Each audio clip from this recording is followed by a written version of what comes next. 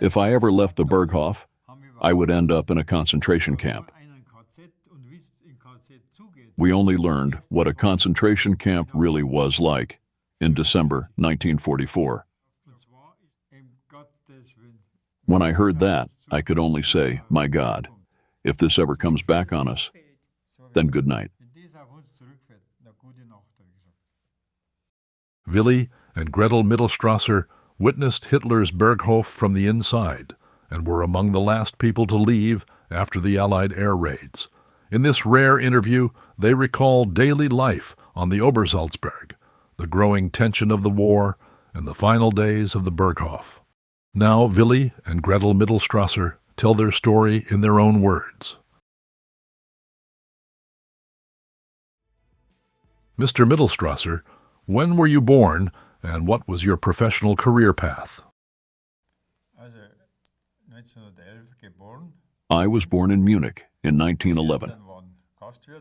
My parents ran a tavern and I trained as a butcher.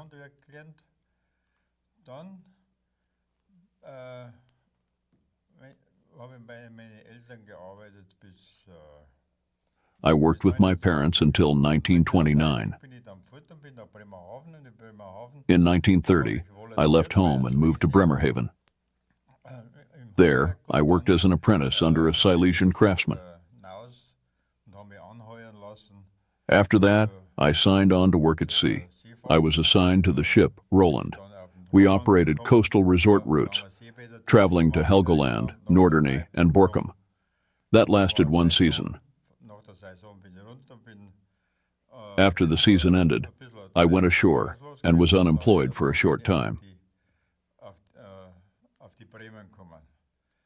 Then I joined the ship Bremen. I worked on the Bremen as a steward until around 1934.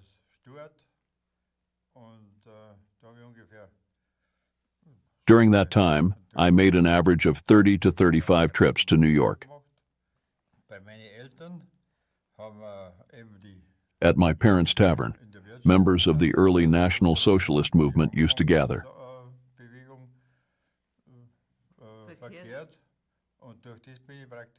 Through that environment, I became involved myself. I had already been part of the Young Bavarians, which later became the Hitler Youth. Through the Hitler Youth, I received the Golden Hitler Youth Badge.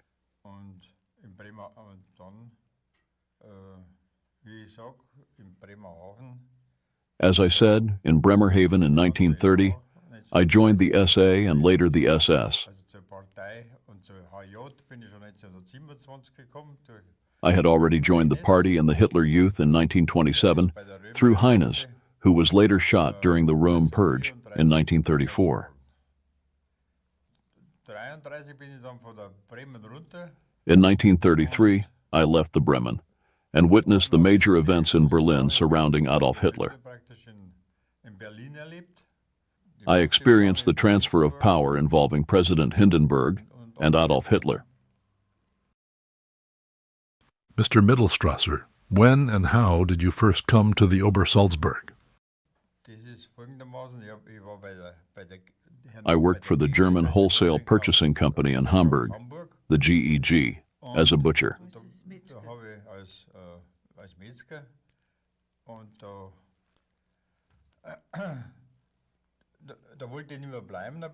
I did not want to stay there, so I returned to Munich to my parents.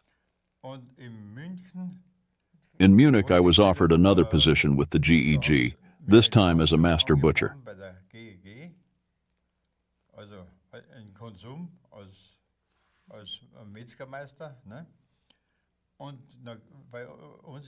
One day, while I was at our tavern, an SS comrade approached me and asked what I was doing. I told him I was currently unemployed and planning to return to the GEG. He said, "We still need drivers at the Obersalzberg." That immediately caught my interest. He told me to go to Pullach to receive further instructions. I went there, but they said they no longer needed anyone. However, they told me that the administration at the Obersalzberg was still looking for personnel.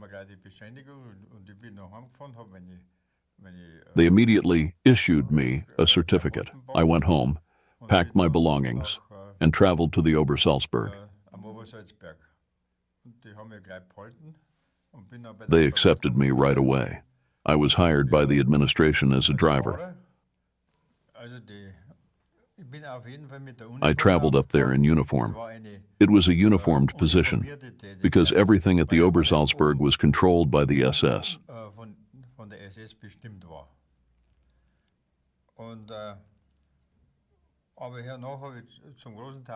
Most of the time, when I traveled to Berchtesgaden, I went there in civilian clothes. What impressed me most was that almost everything was already finished. The barracks were completed, the Berghof was finished, and the Kehlstein was still under construction.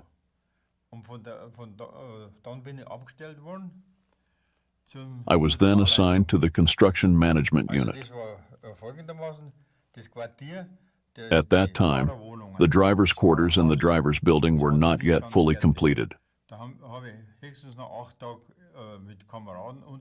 For about 8 days, I stayed with comrades at the Haus Türken.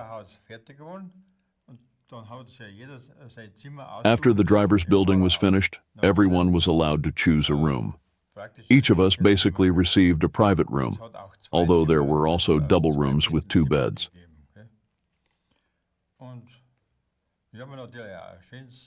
Of course, I chose a nice room with a good view. That was only natural.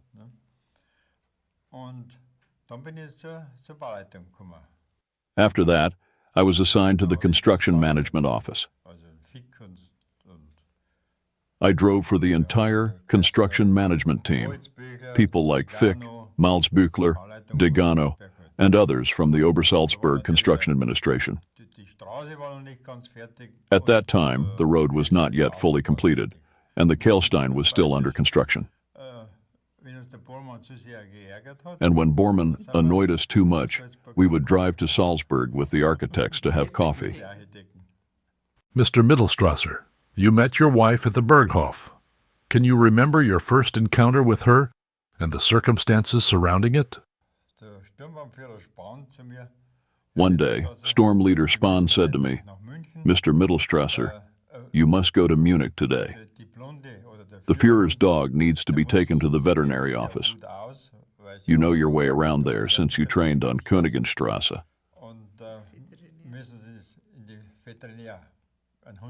The dog has to be put down."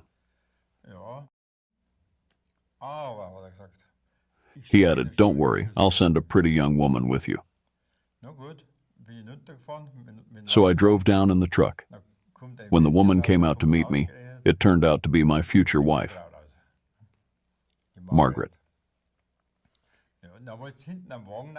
She wanted to climb into the back of the truck with the dog, but I told her that was out of the question. So she sat in the front with me. We drove together to Munich, had the dog put down, and then went to my parents' place.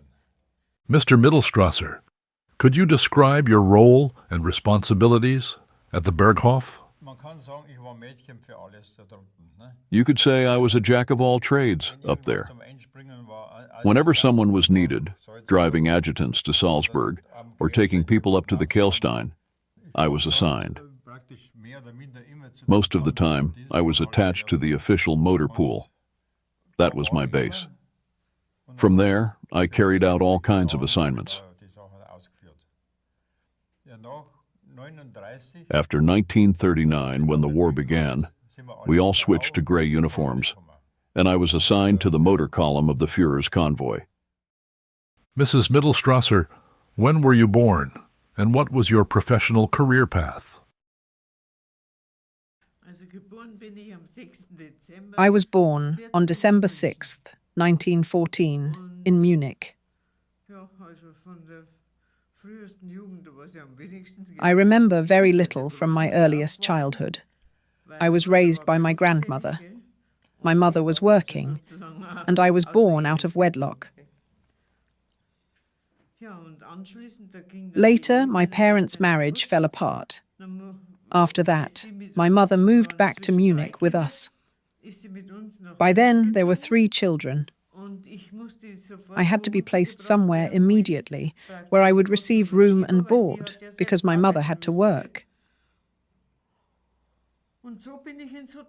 That is how I entered the hotel and hospitality industry. It was the only option available at the time. I started working in Munich at the Hotel Herzog Heinrich. Later, I took seasonal jobs in Berchtesgaden at the Hotel Krone. Around that time, my mother opened a business in Munich, and I had to help her. Mrs. Schindler was my godmother. She had previously worked at the Osteria Bavaria, where Hitler was also a regular guest. When his sister got married, he asked her to manage his household at the Obersalzberg. That is how I ended up going there. She immediately urged my mother to let me come along, because I had more experience in the hotel trade. That is how I arrived there, and I worked in almost every department. I started in the kitchen. I learned a great deal from the head cook, because I had no formal training as a cook at that time.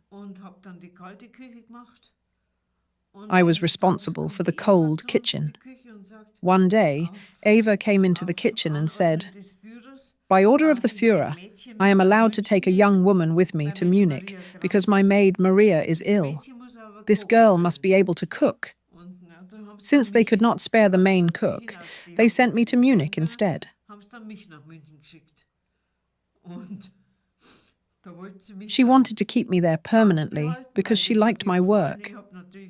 Coming from the hotel business, I organized everything very differently. When they had visitors, I handled decoration, service, and presentation. Everything was done professionally. She appreciated that. But I told her that I had only agreed to do this in order to work at the Berghof, close to Hitler. I did not want to take on this position privately in Munich. She understood and said, "Then you will have to find a replacement for me." So I found another young woman. She happened to be from the Obersalzberg and had previously worked for the architects there as well. She was happy to go to Munich. I remember her name was Paula. And then, what came next? That must have been in 1936, right? No. That was already in 1940. 1940 already? Yes, and then we went back up to the Obersalzberg. Yes, but before that, we had already known each other for a long time. By then, we were practically already engaged. It happened like this.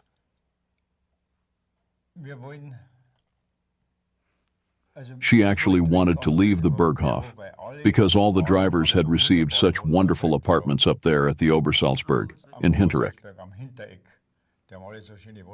They all had very nice places to live. And of course that appealed to us. So she simply told Eva, "I want to get married." And Eva asked, "What does your husband work?" I said, "He is a driver for the Reich leader up there." Then she said, "Well, he can drive me then." Just like that, completely spontaneously.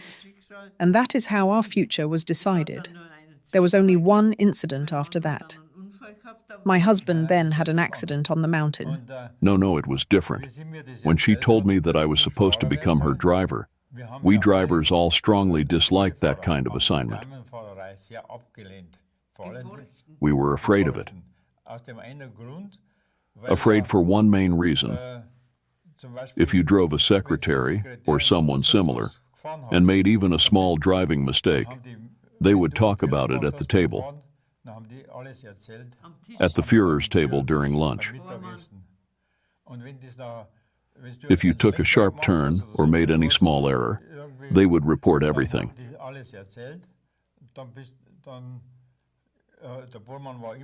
And Bormann was always sitting at the table.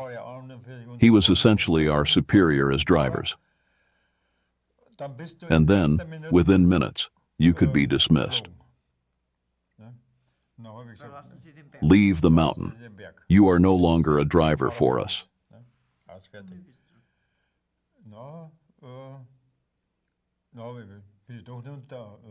So I went down there and thought to myself, is she a gossip or not? Would she report you if you made a small mistake? But by the time I arrived, she had already requested me. At that point, the decision had already been made. You couldn't say no anymore. Once you were assigned somewhere, you were assigned. Final and binding. After all, it was an honor too, wasn't it? Yes. She stayed in Munich for almost another year. During that time, I was constantly driving Eva Braun back and forth. When I first became a driver, I was no longer allowed to eat at the barracks. Instead, I ate downstairs at the Berghof. Because of that, I saw her regularly. My first impression when I saw her was actually quite normal. You didn't really think about who was sitting next to you while you were driving. You had already driven all kinds of ministers around. And yet, you were still nervous around a young, attractive woman, afraid that she might report you. Every driver feared the women's driving assignments. When and how did you become the house managers at the Berghof? So my wife was practically called back and was at the Berghof again. One evening, we received a report, a telegram, telling us that we were supposed to take over operations at the Berghof. Even so, I still had to drive Eva back to Munich and bring her maid and her beloved crocodile leather suitcase back with us.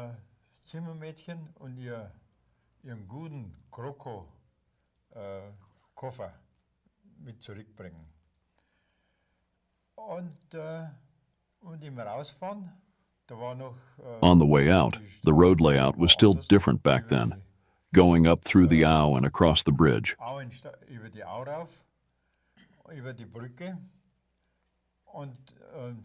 The day before, someone had already gone off the road there. The bridge was icy. I gave the car a little gas just to make it across, and the vehicle started to skid.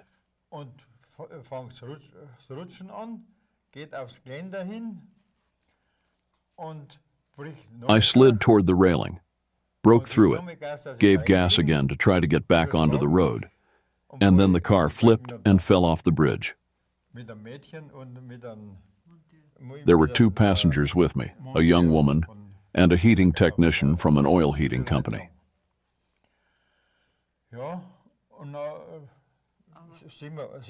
We ended up under the bridge, but the car landed upright on its wheels. Then the water started rushing in. I thought, well, this is going to be bad. With all my strength, I broke open the roof and climbed out. Ice floes were floating past in the cold water. Fortunately, the stream only came up to my knees.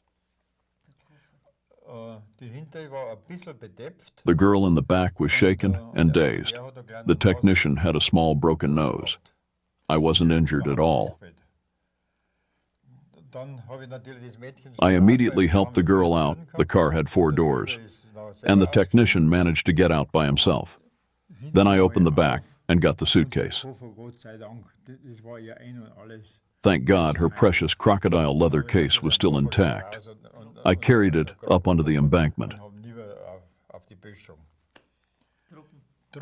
After that, I went back to the car and turned off the engine. It was a 1.7-liter engine, and it was still running. Then I went up the slope. Of course, I had already gotten the 2 passengers out safely. I went straight to a telephone and called up to the Obersalzberg. I told them I had fallen into the stream with the vehicle. At that point, you had to call Bormann, because it had already happened anyway. She called Bormann, and someone from the vehicle garage came to pick me up. Then we drove back up. She also called the boss, the Führer, but in the end, it didn't cause any major consequences. Düring was still allowed to go to the front, and we took over full administrative responsibility at the Berghof. From May 13th, 1936, to February 28, 1943, Herbert Döring served as the house manager at the Berghof. After his voluntary transfer to the front, Willi and Gretl Mittlstrasser took over this position. They were the last people to leave the Berghof after the Allied bombing raids on the Obersalzberg. At first, Döring was the house manager. When Eva said that we were supposed to take over the position, I said, "Well, excuse me, you can't expect that, can you? I don't want to be a caretaker. I'm not going backwards." After all, I had already been running the household and managing everything. I was already in charge of the entire operation. Then the Führer said, "In that case, we will make you house administrators." After that, he officially took us both by the hand in the hall and said, "I appoint both of you as my house administrators." That was on his birthday. What was the daily routine like at the Berghof, and what were your responsibilities? Whenever he was there, the usual guests would arrive, just as always. His secretaries and other house guests. People like Mrs. Schneider, Hoffman, Dr. Brandt, Dr. Morell, and other doctors such as Hazelbach.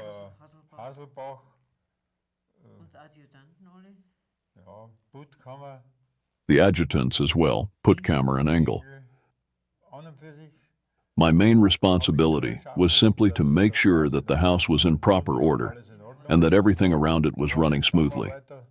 There were permanent staff working there, so in that area, I didn't have much direct involvement. Supervising the female staff, we had about 15 young women, was handled by my wife afterward. When it came to the girls, she did not allow anyone to interfere in her responsibilities. At this point, we'd like to give a special thanks to the sponsor of today's episode, Fair Hill Auction. Based in Maryland, Fair Hill Auction will let you dive into the captivating world of history.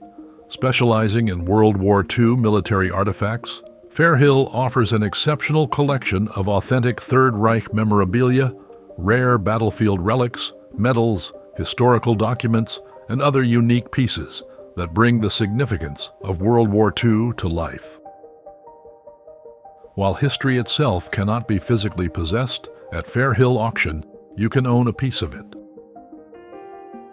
Join their monthly online auctions and explore a curated selection of rare militaria, vintage posters, Americana, vintage toys, and more. Every item is carefully authenticated, and they offer free evaluations for your collections. Download the Fair Hill Auction app on Android or iOS now to follow auctions, manage your bids, and own a piece of history from the convenience of your phone. Go to fairhillauction.com or check out the links in the video description and start your journey into the past. And now, let's get back to today's video and listen to Willi and Gretl Mittlstrasser's story. Mrs. Mittlstrasser, what was your relationship like with Eva Braun?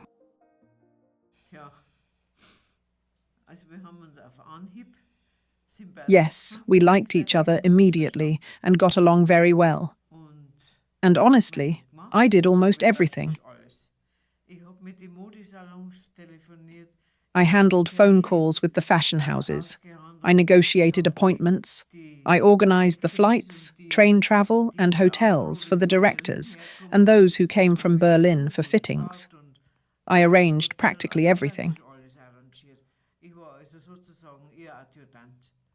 In a way, I was more like an adjutant.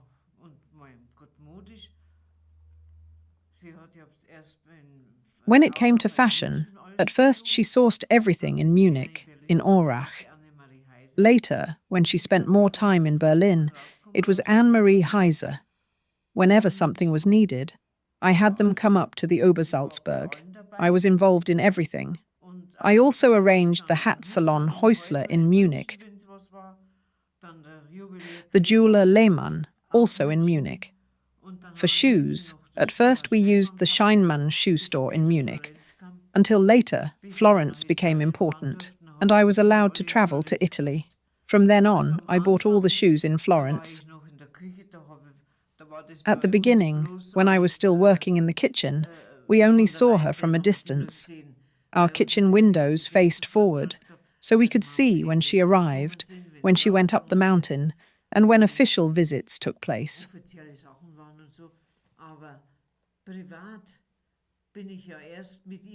I only had personal contact with her later, when I became a chambermaid. After that, everything happened very quickly, because I understood her way of working and could handle things the way she wanted them done. From then on, she practically never let me out of her sight.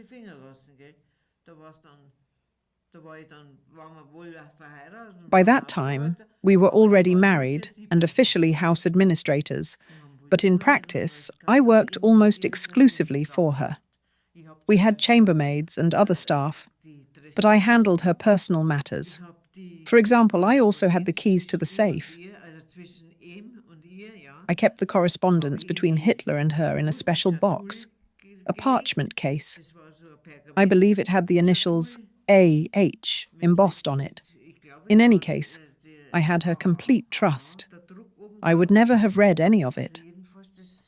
Only once, when he was present, he insisted on seeing how he was addressed in the letters. He pulled one out slightly. That was the only indiscretion we ever allowed ourselves. That was when we read how he began his letters. My dear Chapel, a very Austrian expression. What was your relationship like with Reichsleiter Martin Bormann? He never treated me badly directly, because whenever he saw me, he would simply walk away. He just didn't like me. The head of the driving service, Kreiterer, once sent me and said, "Willi, drive over to the Bormann house. You have to take Bormann." So I drove over. The door opened slightly, he looked out at me, and the door closed again just as quickly as it had opened. I stood there waiting, thinking he must have forgotten something. Then another driver arrived. I said, "What do you want? I'm already here." And he said, "He doesn't want to ride with you." First of all, he was part of the old Rosbach group, and I was the youngest member of that group, the so-called old fighters. He had joined back in 1918 or 1919, when the movement was still small. I had joined indirectly in 1923. I had even gone down during the Hitler Putsch. I always wore my decorations, my medals from the early struggles. The oldest one, the 15-year badge, was blue and white, Bavarian colors. I also wore the 10-year badge. He noticed that. No one else up there had those, not even him. I assume it was jealousy or envy, who knows. He avoided me, and I avoided him. That's all I can say about it. He never gave me orders directly. He never wrote to me, never spoke to me personally. Everything always came through intermediaries, through Linga, through the servants. Instructions like hanging up pictures of the Führer, making sure the heating wasn't turned up too high, or other small tasks.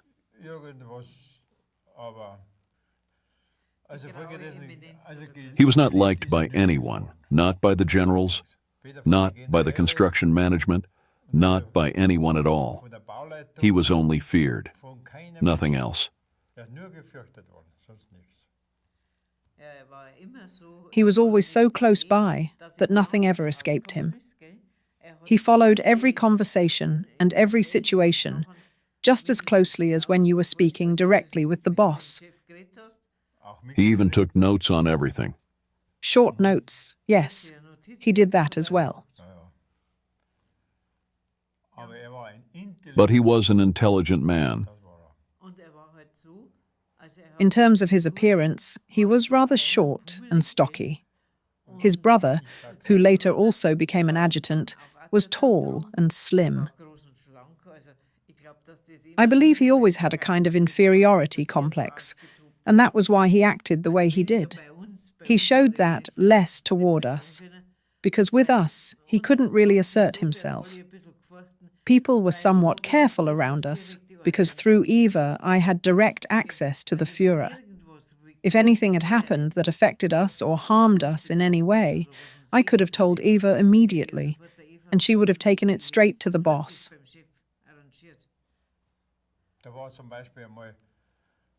For example, there was one time when I had to go to Munich. There was a heavy air raid. And of course, many people I knew were killed. Let's say around 150 to 180. When I returned, I told my wife about it. And of course, my wife then told Eva. She was from Munich as well. Yes, she was from Munich. That interested her as well. And she probably told it to the Führer. The next day, Eva came to my wife and said, "Margaret, that's not true. There were only 25 dead." You have been completely misinformed. That is not true.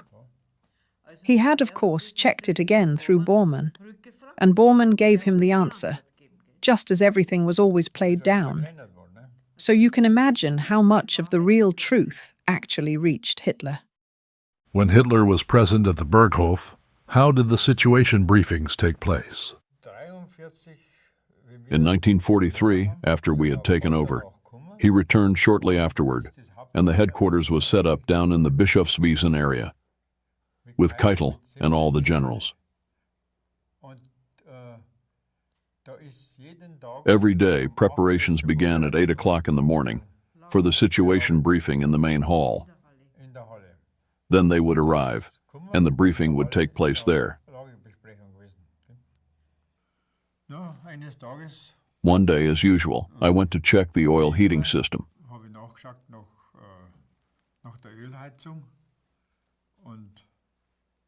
Suddenly, I heard voices above me. I became very quiet. Down in the boiler room, you could hear the entire briefing clearly, as if there were a microphone installed there.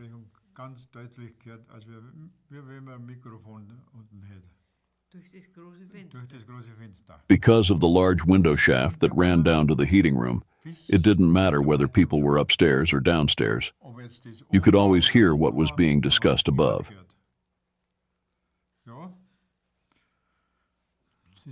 Then he knew that he had to be there, to make sure that no unauthorized person could get close, right? Of course I knew that, but I still thought it had to be handled very carefully. For one reason in particular, we also had the criminal police snooping around everywhere. They sometimes walked around on the Obersalzberg as well. You could hear things from outside too, and they listened in from outside. Sometimes they even stood outside in front of the window. If the Führer had known about that, he would have arranged things very differently, of course. I mean, he relied on our discretion. He expected that from us, that everyone would keep their mouth shut. I only went downstairs because of the heating system. But I can honestly say that I never went down there purely out of curiosity. You had to think about it this way. The Führer never said anything to me either. I was present during briefings several times, and he never told me to leave. He never looked at me angrily or unfriendly. That was also the case a few days before the invasion. I was standing in the hall during a briefing. I had been a seaman and had experienced many storms on my voyages to New York. When you've made 30 or 40 crossings, you've seen everything. Wind force 8, heavy storms. For us, wind force 6 was nothing.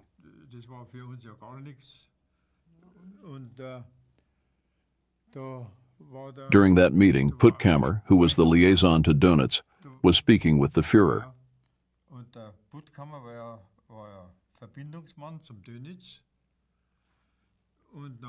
Then Puttkamer said, "At the moment, it's wind force 6. They cannot possibly land."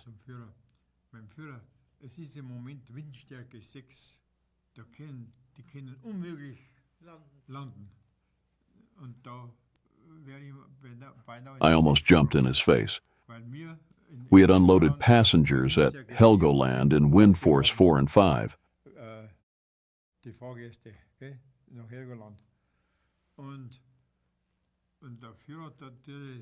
But the Führer believed it.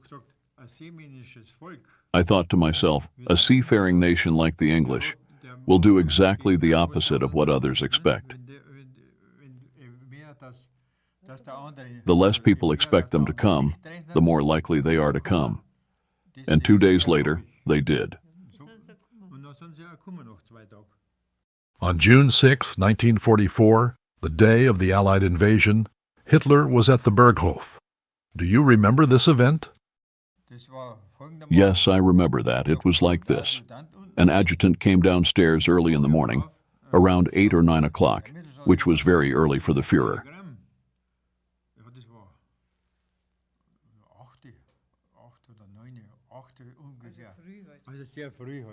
I opened the door.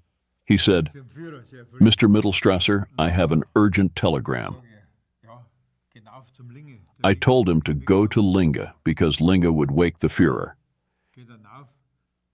He went upstairs with the telegram, and I followed. We looked at it. The invasion had begun.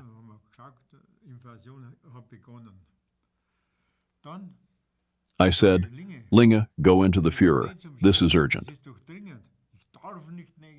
He said, "I'm not allowed to go in. I'm not allowed to wake him before 9:30. I said, "For God's sake, so much depends on this." But he refused. I left. Apparently, he then decided to go in after all.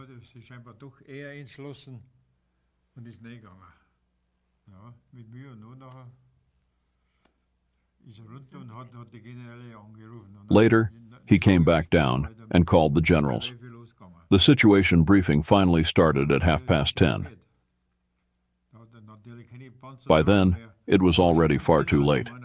They could no longer send out armored units because Allied aircraft were already in the air. Overall, Hitler didn't take it as seriously as one might expect. He believed the situation could still be contained. I remember that he was not in particularly bad spirits that day. We observed him closely, but his behavior hardly changed. He thought it was not that serious. General Gretl was with him that day. I was present as well. I think I closed a window at some point. Gretl later left. A good friend of mine drove him to Salzburg. He wanted to visit his mother because he was Austrian.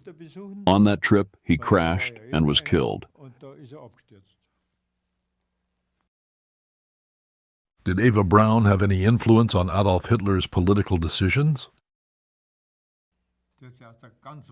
Eva stayed completely out of politics. If she ever spoke about such matters, I didn't hear it. I saw it. When Stalingrad happened, she and Speer were standing between the hall and the living room, right in the middle area.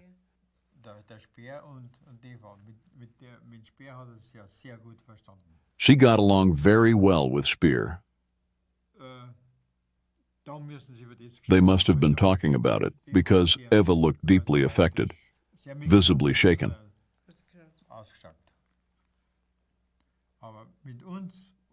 But she spoke very little about such matters with us or with anyone else.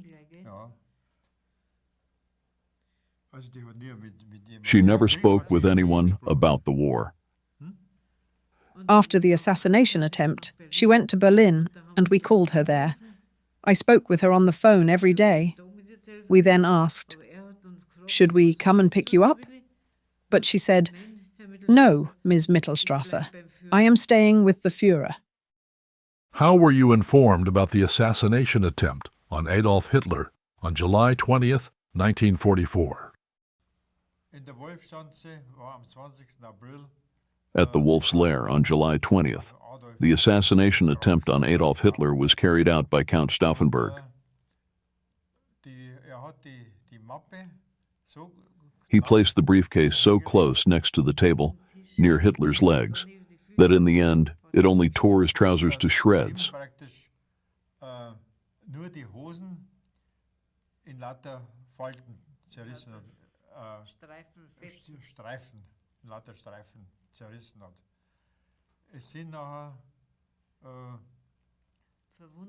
He was not injured, I believe, only suffering from shock tremors. Afterward, he developed shaking tremors. He could no longer keep his arms steady. He couldn't keep himself still anymore at all, and one of the generals was killed. In the assassination attempt? Yes, and a stenographer as well. On that day, we went with Mr. Zeckmeister to Lake Königssee to go swimming. It was an extremely hot day. In a small postal bus. At that time, we no longer had our own car. Bormann had practically taken all of them away from us. At first, we had an Opel Kapitän. No, it was actually an Opel Admiral. And later, we still had a 1.7-liter car. But Bormann took those away from us as well. For one simple reason, during the war we were no longer allowed to leave the Berghof on our own. So we called Zeckmeister again and asked him to come pick us up. Then we drove back toward Lake Königssee, to a small bay there. There is a small bay at the back, where the waterfall is. That's where we always went swimming. We went there by boat. Well, around midday, he suddenly arrived. Shortly after the assassination attempt. I don't remember the exact time, maybe around 11 or 12. In any case, he came much earlier than expected. I said, "What are you doing here already?" He said, "Something terrible has happened." I asked, "What happened?" He said, "An assassination attempt on the Führer." I said, "For God's sake, we have to get Eva immediately." So I told Eva. She said, "Oh God, we have to pack immediately. We have to pack and go up there right away. I'm going to Berlin." While we were driving back up to the Berghof, she was actually very calm. But once we arrived, she said, "Margaret, pack immediately. I am going to Berlin." I told her, "I'm sorry, but I have orders from the Führer. You are not allowed to go to Berlin. You are supposed to stay here, for safety reasons." She said, "You have no authority to tell me anything. I am going to Berlin." I am going to the Führer. In the end, we understood that she simply wanted to be with her husband. And who arranged all of that? You informed the house staff immediately. Yes, I mean, how she went to the airport. She flew from Munich after all. Yes, you told the girls to start packing, and I called the motor pool to have a car sent down. We were at the Obersalzberg, so someone from the official vehicle service had to come to drive her to Munich, to the airport.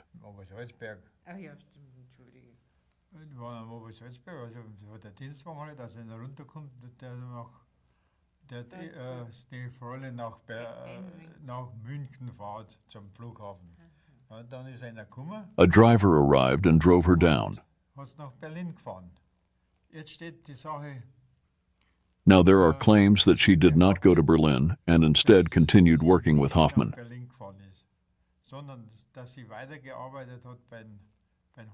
That is not true. Just one day later, she already called us from Berlin and said, "Margaret, I need this and that for my clothes." She had forgotten many things because everything had been packed in such a hurry. On top of that, my wife was not present while the packing was done. And she would have known exactly what Eva needed and wanted. So Eva called almost every third day and told us what she needed. And that way, we always knew immediately what was going on. Didn't one of the girls go to Berlin with her as well? Yes, Ms. Ostertag went with her. Liesel Ostertag, one of the chambermaids. Yes, she took a chambermaid with her. And then, of course, we learned that nothing fatal had happened. 2 days later, more items arrived, and we were told to store them in the safe, including the trousers from the assassination attempt. They were torn into strips, shredded into long tiers. The trousers looked like a pleated skirt. They were cut straight open like that. And what else arrived? I think it was only the trousers. No, something else came as well. I can't remember exactly anymore. I believe it was a jacket, and we stored everything in the safe. Was the food supply during the war years the same as before the war, and were you able to obtain food from the estate farm?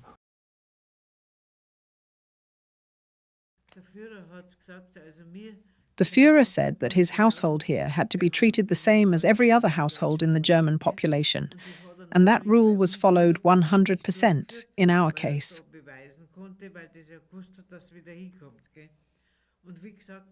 As I already mentioned, we no longer had our own vehicle and were not allowed to request one either. When the Führer was present at the Berghof, we received Wehrmacht rations, the same food the soldiers received at the front. However, that was still significantly more than what we would have received with our civilian food ration cards. During that time, my husband always tried to store away some extra food, so that after the Führer left, we would still have enough to eat. At that point, only Eva, Gretl, and Mrs. Schneider with her children remained at the Berghof. It was basically just the small household left there. Of course, we always made sure they were well taken care of. I still remember clearly that we sourced poultry from a company in Munich. That food was mainly eaten by the staff, so that we could pass our meat rations on to the guests. We gave up steaks, cutlets, and similar foods in favor of our guests. After all, there were only 4 people.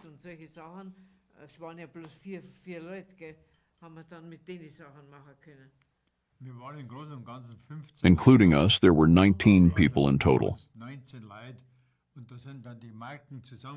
We always collected everyone's ration coupons together, and that allowed us to organize quite a lot.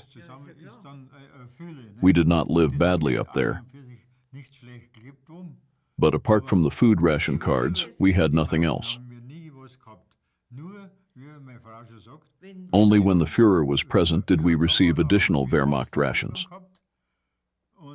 Then I could store some supplies away, and that made things even better for us. In the basement, we had a large refrigerator, and we were able to store quite a lot there. When our son was born in 1942, we had to call Bormann's office and ask to be granted 1 liter of milk.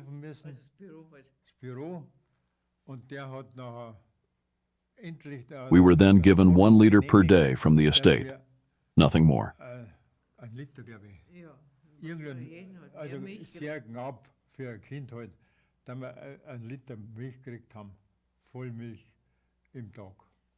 Now you know what we actually received from the estate. We never received any meat. We did get vegetables from the greenhouse. Bormann could never consume everything that was grown there by himself. It was a large facility. Everything else we obtained using ration coupons at the shops in Berchtesgaden. How did Martin Bormann supply himself during this time? Exclusively from the estate, good quality and in plentiful supply. Yes, from the greenhouse as well. And he also had an agricultural estate in Mecklenburg. That's where the sausage came from. Yes, lots of sausages, northern German sausages, good quality, made without added water.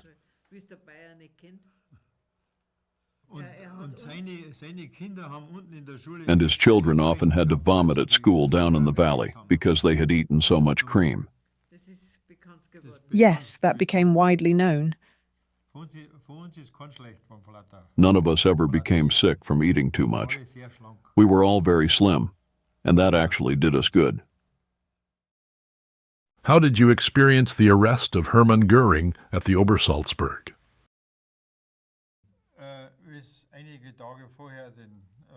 When the Reich Marshal was arrested a few days earlier, I thought to myself, oh dear, now the SS is in the crosshairs. Because of that, I immediately locked all the doors of the Berghof so that no one could enter without prior authorization. I then became curious about who was guarding the area around the Berghof. I noticed that the criminal police were no longer there. Instead, the military was present, not the Wehrmacht, but an unfamiliar SS unit. I immediately thought to myself that something was no longer right. I grabbed a guard from behind the house, brought him inside, through the back door, and wanted to know what was really going on. He said that we were being guarded, and that an Obersturmführer would come to interrogate me. He said, he wants to know a few things from you.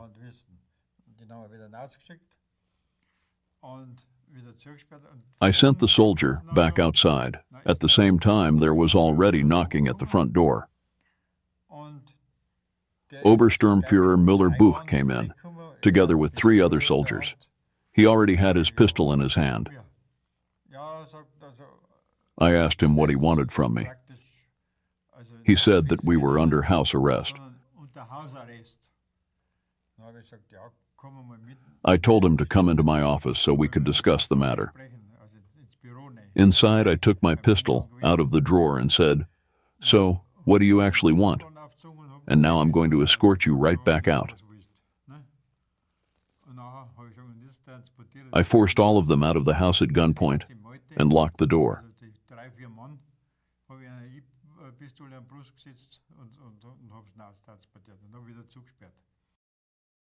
How was the Obersalzberg protected against enemy air raids?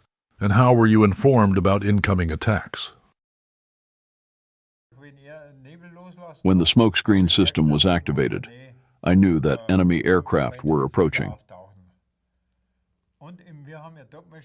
At that time, we already had a telephone radio system. Through it, we received messages from Munich whenever enemy planes were getting close.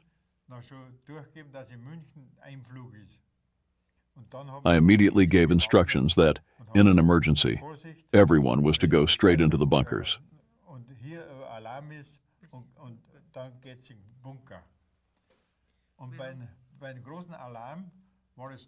2 days before the major air raid on the Obersalzberg, my wife had been standing on the balcony together with General Engel.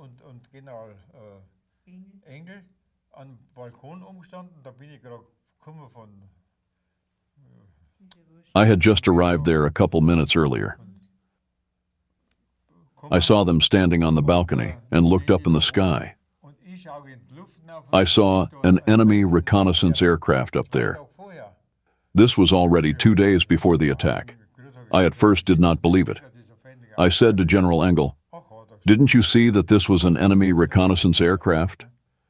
"Oh yes," he said, "that happens quite often." I immediately knew that something was building up, and that is exactly how it happened.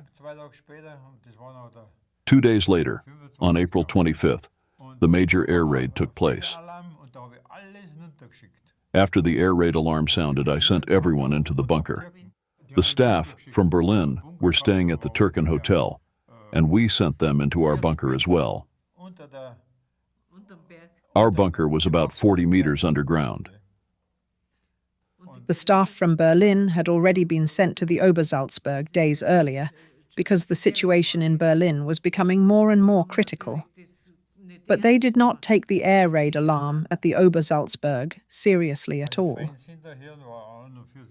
Listening to enemy radio broadcasts was strictly forbidden and was punished in Germany with imprisonment or even being sent to a concentration camp. Even so, While we were at the Berghof, I often listened to enemy stations, and that was how I knew that something was about to happen.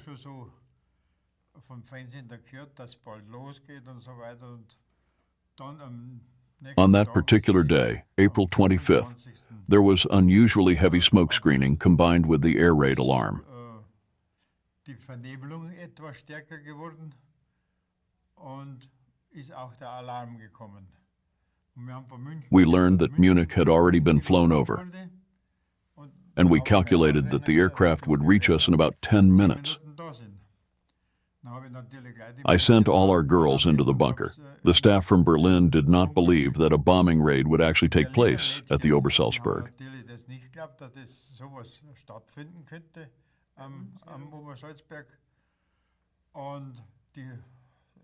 They were completely calm. I shouted at them to hurry up, because you could already hear the planes.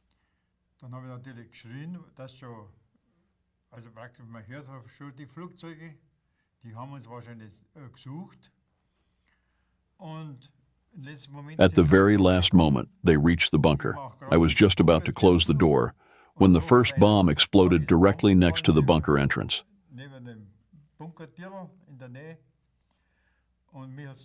The blast wave threw me deep into the bunker, but I wasn't injured. We were still young back then. Above the Berghof, the water reservoir was hit, and parts of the house were flooded.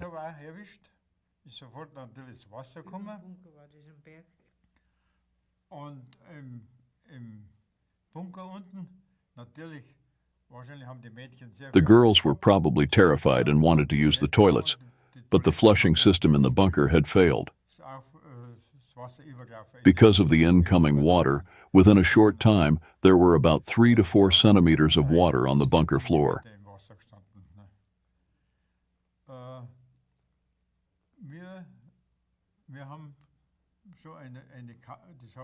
We had our own chamber inside the bunker. A few days earlier, we had already moved everything down there so that at least it would be possible to sleep.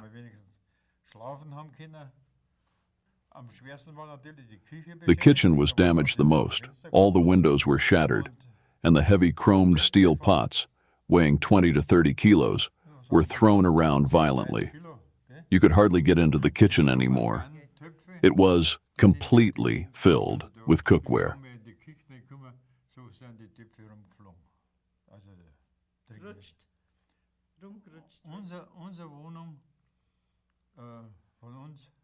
Our apartment, near the delivery entrance on the rear side of the building, was completely destroyed.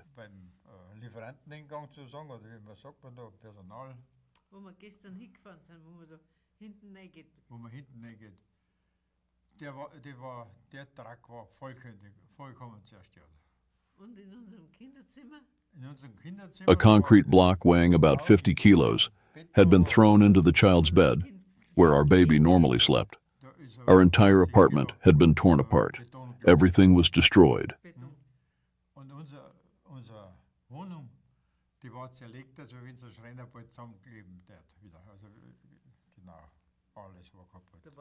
The air pressure must have been extremely strong. Our son was 3 years old at the time. All he said was, "Planes, everything broken."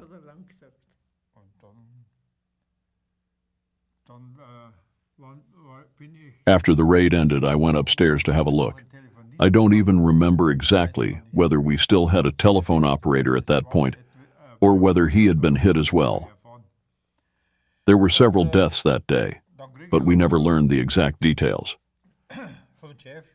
Then I received a call from the Führer in Berlin. He asked, "Mr. Mittlstrasser, what does it look like up there?" I don't remember his exact wording anymore, but he asked very precisely about the situation and wanted to know when the Berghof would be livable again. I thought for a moment and then told him it would take about 3 months.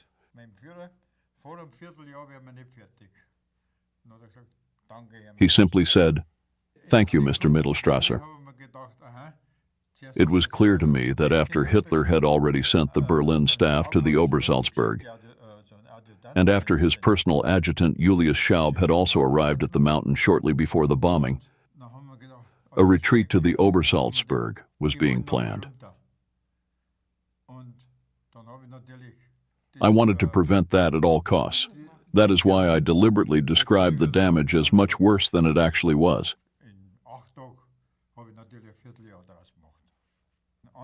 In reality, the Berghof could probably have been made usable again in about 4 weeks on a temporary basis. I had shut off the water supply throughout the entire building, so there was no real water damage. Due to the blast pressure of the bombs, the entire roof structure of the Berghof had lifted and then settled back down again. The driving force behind the idea of fleeing with Hitler to the Obersalzberg, to the so-called Alpine fortress, was Bormann alone.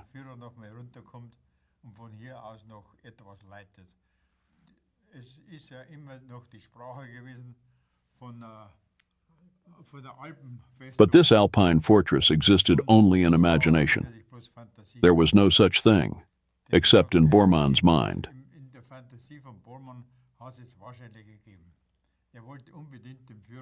He wanted to somehow save the Führer, or at least delay the inevitable. Even back then, I had already come to the conclusion that at some point, everything has to come to an end. If Bormann had come to the Obersalzberg alone once more, there would have been a terrible confrontation. He would have lined us all up against the wall. But at that time, I was already carrying a loaded pistol, with the safety off, and I would have acted first. If Bormann had no one left he still had to consider, he would have gone on a rampage. That was the kind of person he was. We always called him Rasputin. Yes, at some point you become aware that you are drawing a line. I mean, when you take the safety off a weapon, you do that because you intend to use it, because you are prepared to act, and no one else can know about that. Only you. You have to settle that with yourself.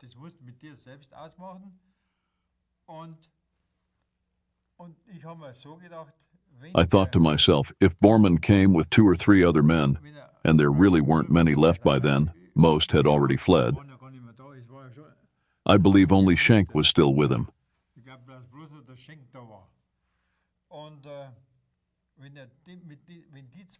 2 or 3 days before the attack, the escort unit had already dissolved, and the guard personnel as well. We were on our own.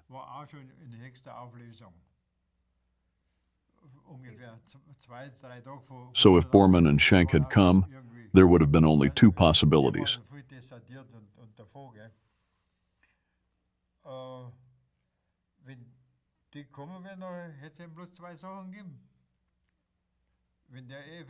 Let's say he had said, "Mr. Mittlstrasser, you lied to the Führer."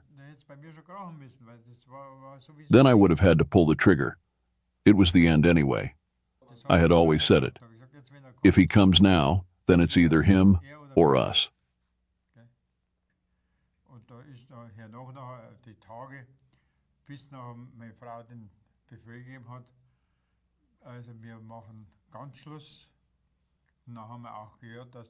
When we later learned that the Führer had shot himself, we ended everything.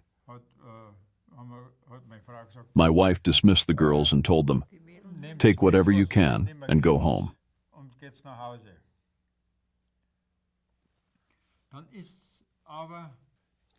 After that, Kaltenbrunner came and Schaub as well. The 2 of them spoke briefly and then left again.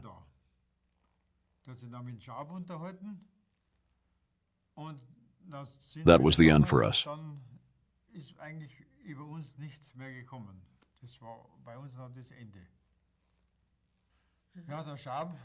Later, Schaub came back alone and said, "Mr. Mittlstrasser, we have to go up to the first floor." I didn't need any keys anymore because all the doors had been blown open by the blast pressure. We went into the study. He had the key to the safe. It was hanging by the entrance on the left. And he said, "Now, let's clear some things out." He handed the items down to me, and I placed them next to the flagpole. Then everything was set on fire.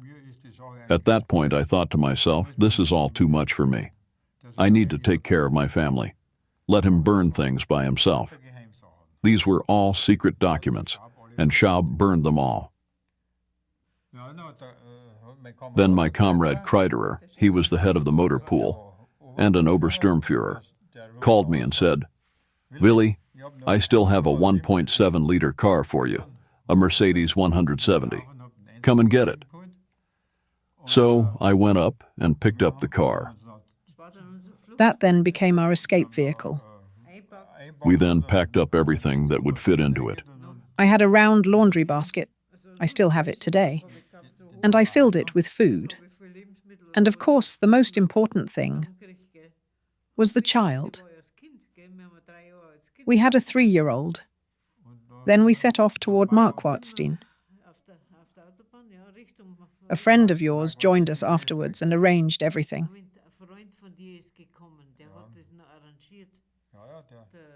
Oh yes, a man named Neidlinger, a former comrade from the early days. He then arranged accommodation for us in Marquardstein. He knew the local party group leader there. That was the local leader's last official act, assigning us a place to stay. The main thing was that we made it through. We had everything at the Berghof, all of our belongings. We had a fully furnished apartment, a bedroom, living room, sitting room, children's room, a bathroom, 2 toilets, and a maid's room. All of that was located in that section of the Berghof. Could you share your personal evaluation of Adolf Hitler? He got along well with me, and I got along well with him. When I volunteered for the front back then, he said to me, "Mr. Mittlstrasser, I need a man here in the house." I had volunteered for frontline service because at that time everyone was expected to go to the front at least once.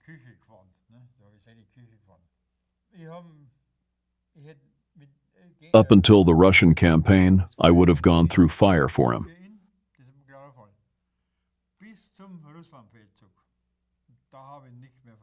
From that point on, I no longer understood or supported him. An old friend of mine, he was an Obersturmführer and head of the motor pool, called me back then and said, "Willi, that's it, we're done."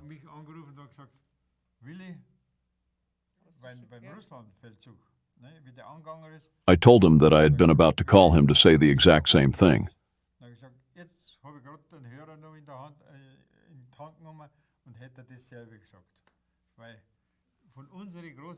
We already knew this from our parents and grandparents. No one can defeat Russia.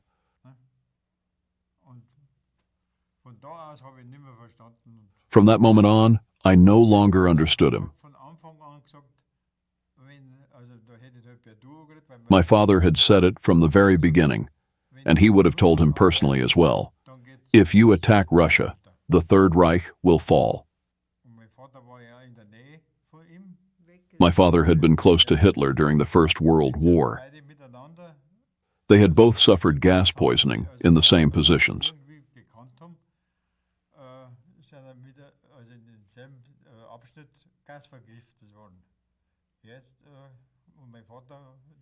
After that, my father developed a lump near his heart from the gas exposure.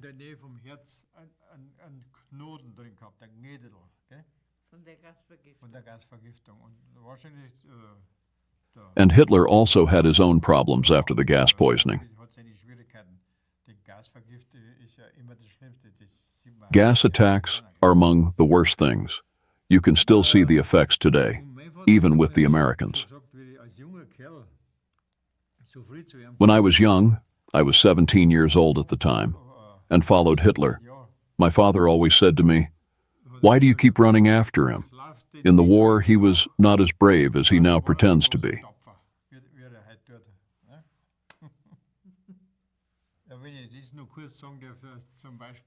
If I may add one more thing, if the SA and the SS had not followed him so blindly back then, and if he had always been honest with us, he constantly said he was a frontline soldier and that he knew war.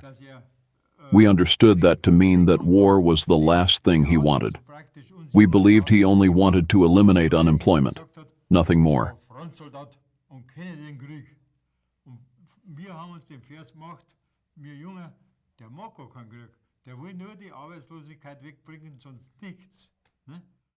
Mrs. Mittlstrasser, could you summarize your personal experiences with Eva Braun?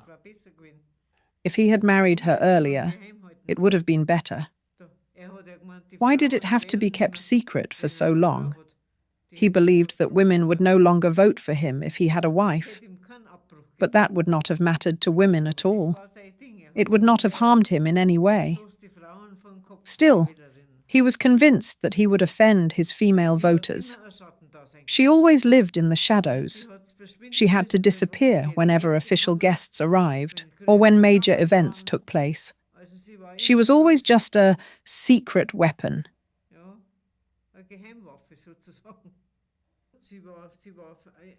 In practice, she was always his wife. Inside the house, that was how it was treated as well. There were no secrets about that at all. He could not have wished for a better woman, because she was beautiful and attractive, had a great figure, and intellectually, she was in no way inferior to him.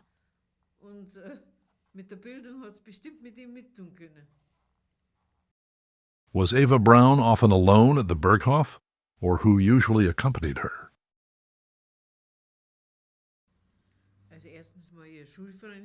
First of all, there was her school friend, Herta Schneider, and then her sister was usually up there as well, Gretl.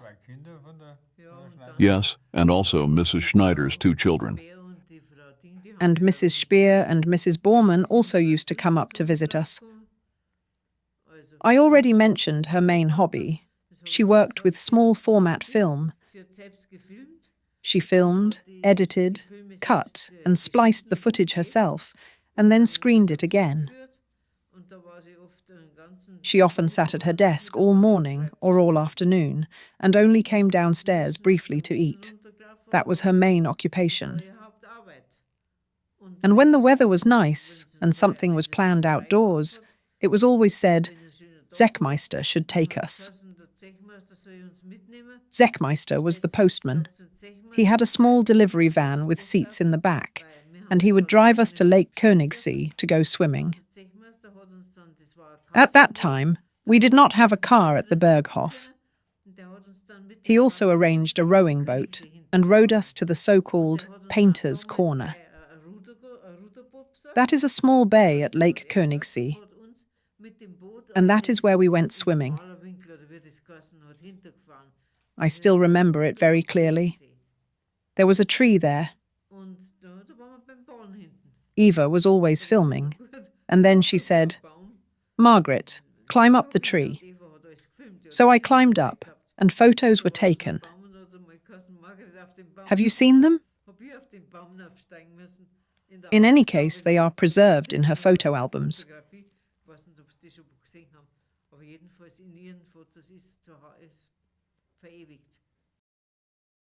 Mr. Mittlstrasser, could you give us a brief summary of your thoughts on Martin Bormann? Bormann always twisted everything.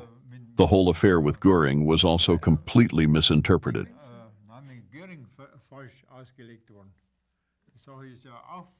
Göring had written to Berlin and said that in the event Hitler became incapable of acting because of the course of the war, and no instructions could be issued from the bunker, he, Hermann Göring, would take over the government from the Obersalzberg.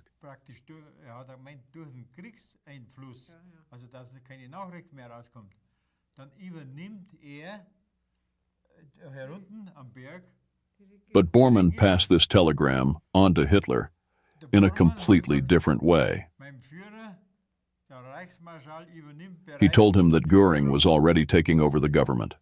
und As a result, dann auf der Hitler had Göring arrested, er solely because Bormann misrepresented everything and interpreted it to his own advantage. We never really got to know the other members of the leadership staff. Bormann also owned a house up on the mountain. Through his employees, we learned quite a few things behind closed doors.